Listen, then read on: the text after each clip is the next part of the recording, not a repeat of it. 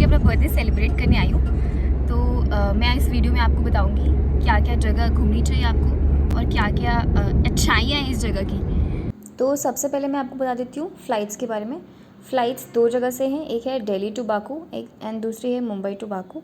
Delhi to Baku flight time लेती है around 4 to 5 hours and ये इसलिए क्योंकि ये नॉन स्टॉप है। एंड अगर कॉस्टिंग की बात करूँ तो 30,000 to 40,000 per person to and fro ticket price होगा। और अगर मैं मुंबई की बात करूँ तो मुंबई टू बाकू 10 आवर्स से लेके 24 आवर्स तक लग सकते हैं बिकॉज ऑफ ले ओवर।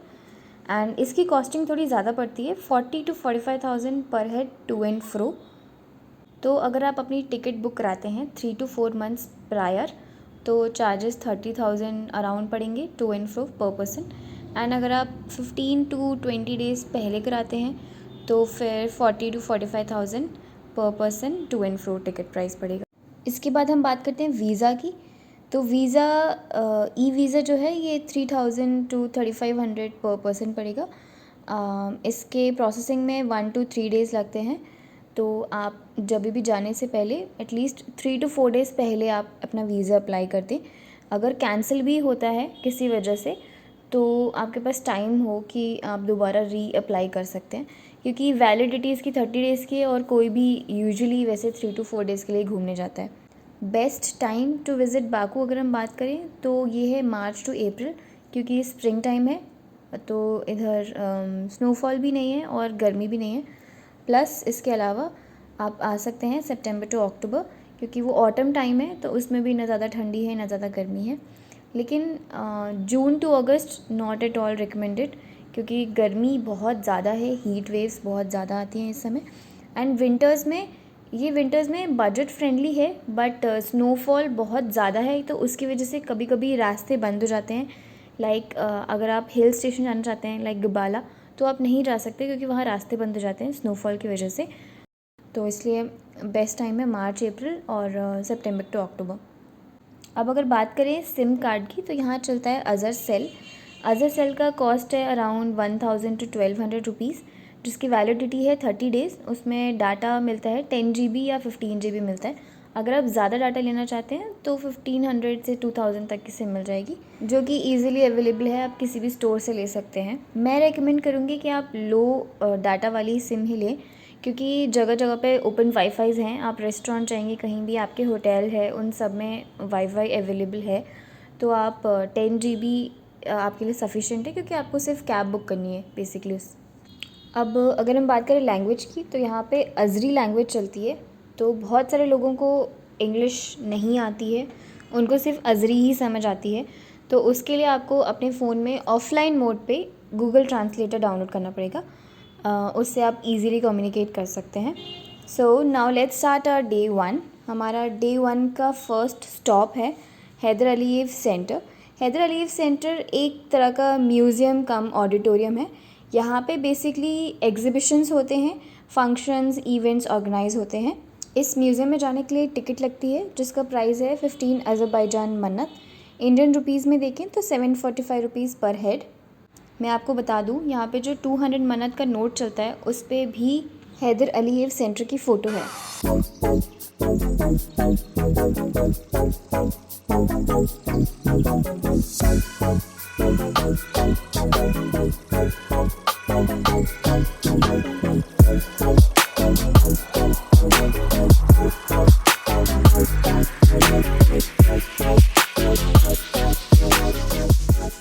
हैदर अलीव सेंटर से निकल के अब हम चल दिए हैं हाईलैंड पार्क की तरफ। हाईलैंड पार्क जाने के बेसिकली दो रास्ते हैं, या तो आप स्टेयर्स चढ़ के जा सकते हैं या फिर आप मेट्रो से जा सकते हैं। ये मेट्रो का रास्ता है।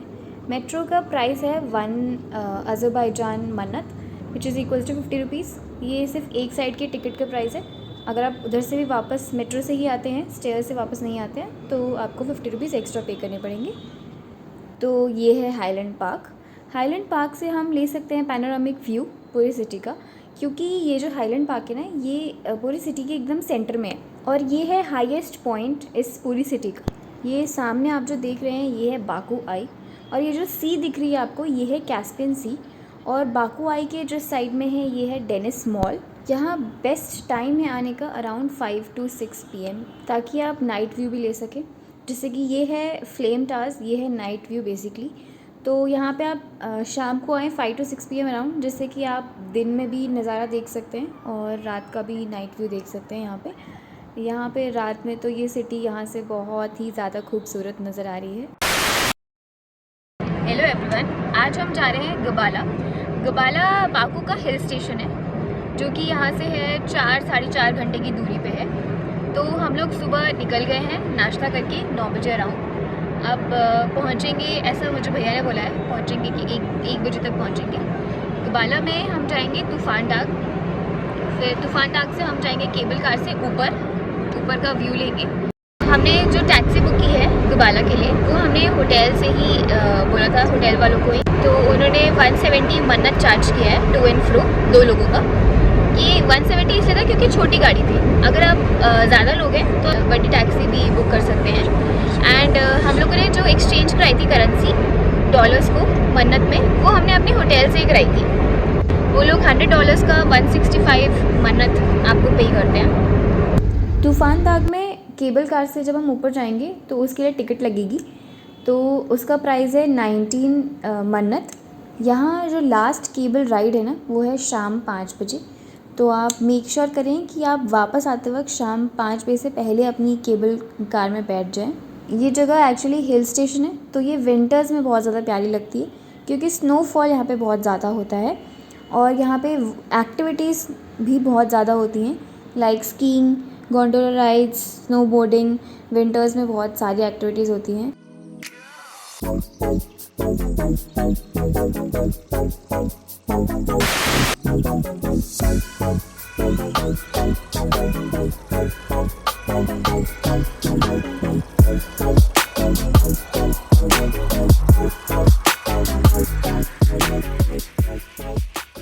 अब मैं आ गई हूँ शिप म्यूज़ियम। शिप म्यूज़ियम के जस्ट साइड में है डेनिस मॉल। डेनिस मॉल के पीछे है बाकू आई। डेनिस मॉल के जस्ट अपोजिट में है little Venice and carpet museum. इसलिए आपको ये एरिया कवर करने के लिए पूरा 1 दिन चाहिए। ये है कारपेट म्यूज़ियम। इसकी एंट्री फ़ीस है 10 मन्नत पर पर्सन।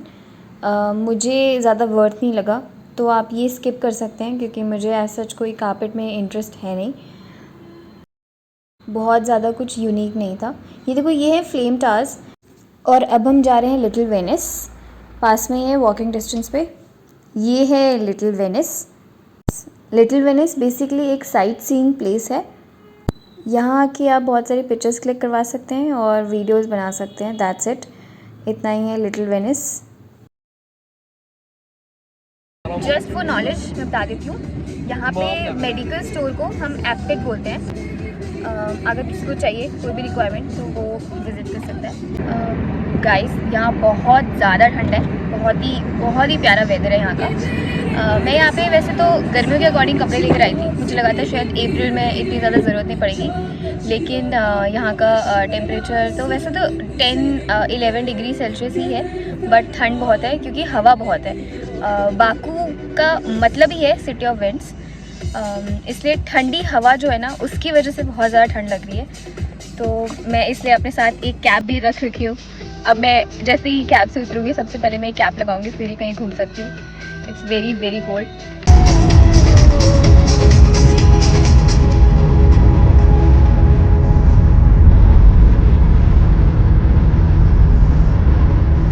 अब मैं कैब से उतर गई हूँ। यहाँ एक ऐप चलता है, बोल्ट ऐप। वो आप अपने फ़ोन में डाउनलोड कर सकते हैं, लेकिन बोल्ट ऐप लॉगिन करने के लिए आपको यहाँ की सिम ही लेनी पड़ेगी। That's a sale. And Yango भी चलती है यहाँ पे। अब हम जा रहे हैं निज़ामी स्ट्रीट। यहाँ पैदल चलने वालों के लिए बहुत इज्जत है, सारी गाड़ियाँ रुक जाती हैं। वैसे तो यहाँ पे ज़ेब्रा मार्किंग है, ग्रीन लाइट है, तो इसलिए सब रुक गए हैं। लेकिन इसके अलावा भी अगर आप कभी क्रॉस करोगे विदाउट ज़ेब्रा लाइन तो भी सारी गाड़ियाँ रुक जाती है। यहाँ ब्रावो नाम से कोई भी अगर आपको शॉप दिखे तो वो बेसिकली सुपरमार्केट वाली शॉप है। इसकी बहुत सारी ब्रांचेस हैं, काफ़ी जगहों पे है, तो अगर आपको कहीं भी दिखे तो आप कोई भी सामान इससे ले सकते हैं। क्योंकि मैं डेंटिस्ट हूँ बाय प्रोफेशन, इसलिए मैं डेंटल क्लिनिक ज़रूर दिखाऊंगी।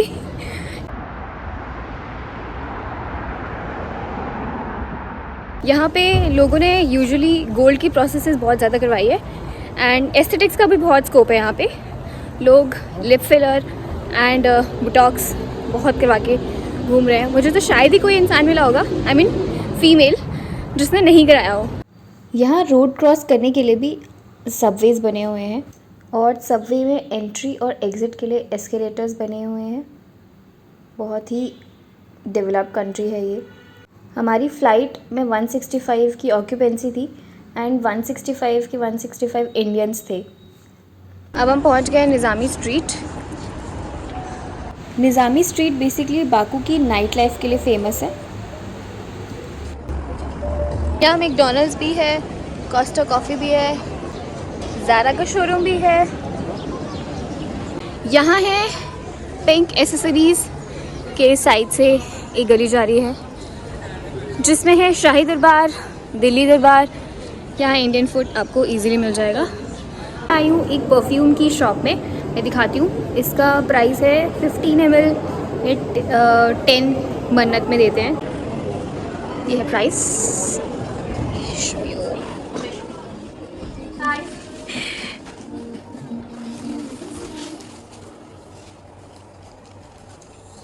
भैया आप कहाँ से हैं? मैं पाकिस्तान से हूँ। अच्छा बताइए इस शॉप के बारे में कुछ। ये बाकू में सबसे बेस्ट शॉप है। यहाँ से हर किस्म का परफ्यूम मिल जाता है, जैसा भी आप चाहें, और रेट और प्राइस भी कम है। Okay, thank you. वेलकम। एक रेस्टोरेंट है अल दीवान जो कि वोल्ट ऐप पे भी अवेलेबल है। हमने यूजुअली डिनर वहीं से ही ऑर्डर किया है। आप कभी भी निज़ामी स्ट्रीट में आके अल दीवान से खाना मंगा सकते हैं।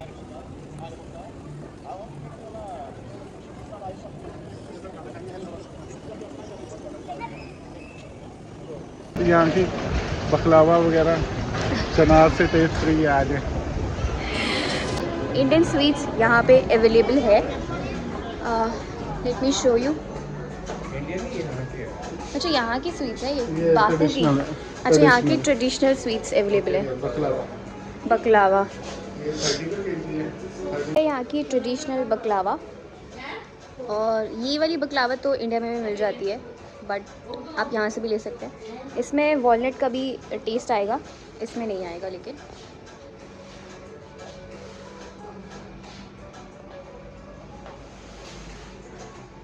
किसी को इंडियन खाना खाना हो तो इन भैया से मिल सकते हैं। निज़ामी स्ट्रीट से एंटर करते ही राइट में एक शॉप है सोवेनियर्स की।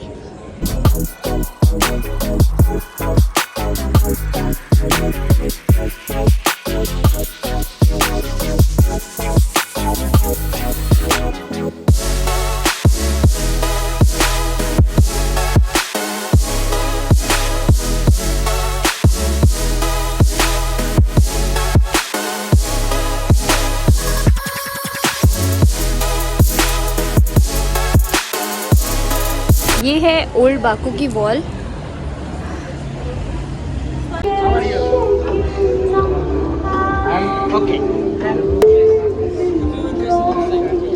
शॉपिंग करने के लिए जगह है बेसिकली ये। आपको अगर कुछ लेना है, हैंड बैग्स एंड ऑल, तो आप अपने फैमिली मेम्बर्स के लिए यहाँ से ले सकते हैं। ये है बाकू ओल्ड सिटी। पूरा मार्केट है यहाँ पे शॉपिंग वगैरह करने के लिए। ये रात में बहुत सुंदर लगता है क्योंकि इसमें लाइटिंग्स बहुत सारी है।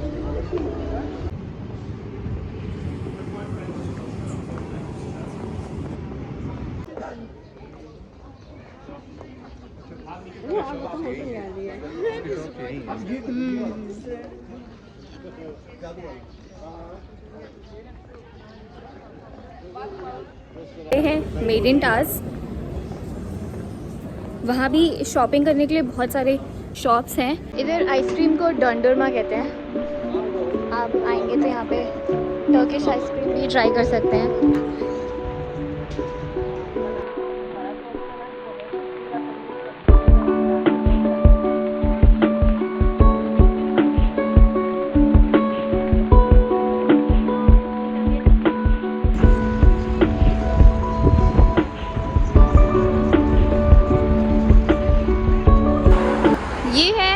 नॉर्थ बाकू मॉल और उसी के जस्ट अपोजिट में है क्रिसेंट मॉल।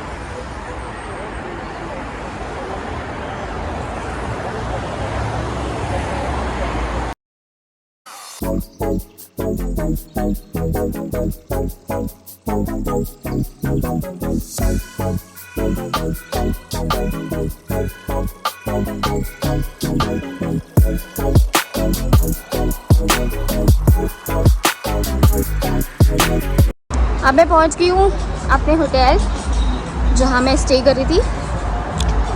साहिल, अंदर से दिखाती हूँ आपको अपना होटल।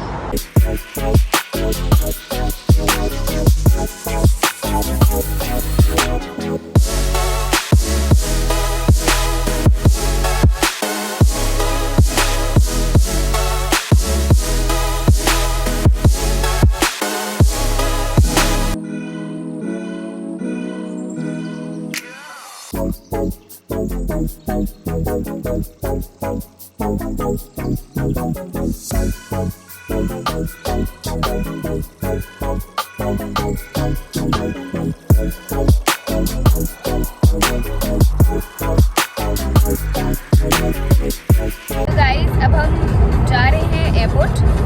हमारा हुआ बाकू का टूर ख़त्म। Then back to India, back to pavilion. तब तक के लिए इतना ही। अब मिलते हैं नेक्स्ट वीडियो में।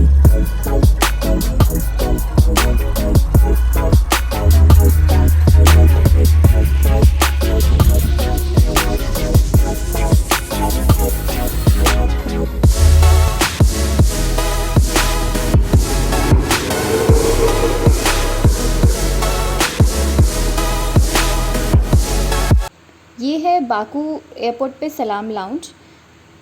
इसमें एंट्री के लिए आपको अपना क्रेडिट कार्ड और बोर्डिंग पास दिखाना होगा और उसके बाद आप इधर की फ्री सर्विसेज ले सकते हैं।